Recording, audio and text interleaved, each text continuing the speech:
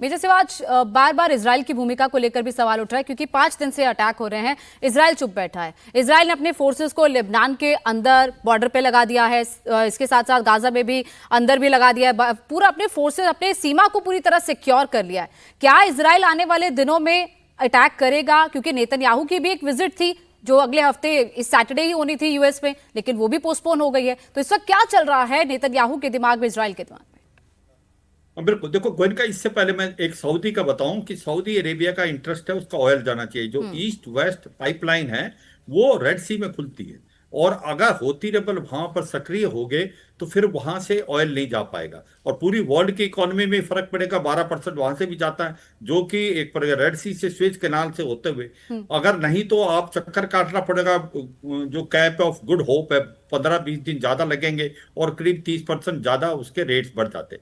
अब बात आती है इसराइल की। देखिए, अगर आप इसराइल की तरफ देखें कि अगर कोई देश नहीं चाहता कि ये एमओयू सक्सेसफुल हो, वो इसराइल है। अमेरिका भी लड़ाई नहीं चाहता दोबारा हो, ईरान भी नहीं चाहता, ईरान की इकोनॉमिक कंडीशन अच्छी नहीं है, मगर इजराइल चाहता है ये लड़ाई दोबारा स्टार्ट हो। उसकी अपने रीजन है, नेतन्याहू को मालूम है अगर वो हार्ड स्टांस दिखाएंगे तो अक्टूबर के इलेक्शन में उनके थोड़े बहुत जीतने के चांसेस हैं। अगर लड़ाई रुक जाती है तो फिर उनके रिजल्ट जो हैं उल्टे हो सकते हैं और उनको जेल में भी जाना पड़ सकता है, करप्शन चार्जेज। तो सच्चाई यह है कि इजराइल चाहता है लड़ाई दोबारा स्टार्ट हो, तो इजराइल के पक्ष में है। और इजराइल लेबनान से और गाजा पट्टी से और सीरिया से निकलने वाला नहीं, चाहे अमेरिका कितना ही प्रेशर डाल अभी दे, क्या इसमें सर कोई वेट एंड शक वॉच नहीं। की सिचुएशन में है इजराइल? बिल्कुल, वो इसलिए है, वो ये देख रहा है कि सिचुएशन, क्योंकि उस असला कम है अमेरिका और इजराइल के पास भी।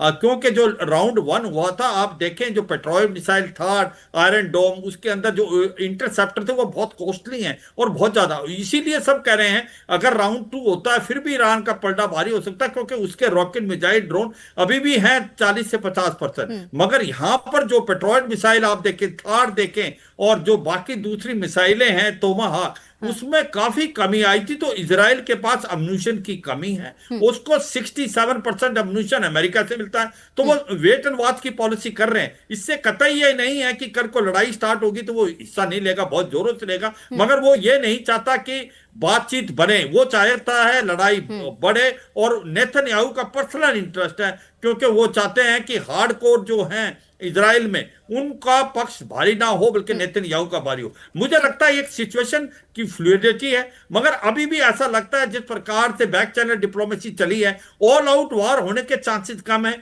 स्टेट ऑफ हॉर्मुज एक लीवरेज हो गया है। स्टेट ऑफ हॉर्मुज के अराउंड ही ये लड़ाई चलेगी अगर होती है, तो इसको कंट्रोल नहीं करने देगा अमेरिका और जो खाड़ी के देश हैं, और ईरान इसको छोड़ेगा। तो कहीं ना कहीं गिव एंड टेक से बातचीत बढ़ेगी, क्योंकि ईरान की इकोनॉमी अच्छी नहीं, आईआरजीसी और जो इनके पॉलिटिकल सेटअप है उनके बीच में भी कहीं ना कहीं दखल अंदाजी है। प्रमीत जी, क्या बातचीत चाहता है अमेरिका? क्या बातचीत से मसला सुलझाने की कोशिश भी कर रहा है अमेरिका?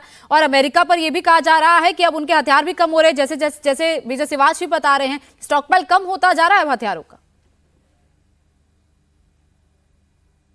नहीं, देखिए, दो बातें हैं। पहली जो आपने कही, अमेरिका निश्चित रूप से निगोशिएशन टेबल पे रहना ही चाहता है, बिकॉज इसका हल जो निकलेगा निगोशिएशन टेबल से ही धमकी देके कैसे निकलेगा। बातचीत? And then because of the November mid term election, but वो प्रेसिडेंट ट्रम्प साहब की स्टाइल है, because he is having such a leverage on military front, economic front, and now because NATO is also backing diplomatic front as well. That's why he will exert enough pressure and then he will negotiate. और लेकिन आपका जो दूसरा प्रश्न था, जिसमें major general Srivastava साहब ने अभी कहा कि फर्स्ट राउंड में क्या था कि इनके 50,000 से $1,00,000 के जो ड्रोन थे उसको डिस्ट्रॉय करने के लिए ऑलमोस्ट $500,000 to $1 million की एक मिसाइल का यूज करना पड़ रहा था अमेरिका को। Now America has last month they have tested कि जो लेजर बीम डिस्ट्रॉयर्स जो है equipment, they have been tested and it has very successfully tested. Now it has been ordered to get it deployed in the war zone. तो जिसमें क्या है कि आपकी जो ड्रोन है, अगर वो 50,000 का हो, चाहे 1 लाख का या $2 लाख के ड्रोन हो, उसको डिस्ट्रॉय करने के लिए जो लेजर बीम टेक्नोलॉजी है वो इन कपल ऑफ लाइक 10, 20 और इवन $100 का आपको खर्चा आएगा और उसमें आप डिस्ट्रॉय कर सकते हैं। तो that will be another game changer, क्योंकि आज के बाद दुनिया देखेगी कि ड्रोन का एक बहुत इंपॉर्टेंट रोल होगा किसी भी युद्ध में। और ड्रोन डिस्ट्रॉयर्स के लिए अमेरिका ने 2 टेक्नोलॉजी डिप्लॉय की है अभी। एक laser beam is one technology and second is microwave fryer technology, वो कुछ महीनों में शायद वो भी लॉकहीड मार्टिन की तरफ से वो इंस्टॉल होगी, जिसके द्वारा आपको ये कम खर्चे में इस तरह से जो ड्रोन्स को डिस्ट्रॉय करने के लिए अमेरिका बहुत सक्षम हो जाएगा। And I think Israel is also playing a role in that innovation. So ये जो आप देखेंगे कि नए नए इनोवेशंस भी अब ये वॉर में आ रहे हैं, and this is where American technology showing his results to whole world. और ये आप जो अमेरिका की नई टेक्नोलॉजी आती है, इसको चाइना भी नोटिस कर रहा है, रशिया भी नोटिस कर रहा है, and that's why they don't want to get directly into the war, because ठीक है। अमेरिका की जो टेक्नोलॉजी एडवांसमेंट है उसके आगे ना चाइना टिक सकता है, ना रशिया टिक सकता है, बाकी दूसरे देश तो छोड़ ही दीजिए।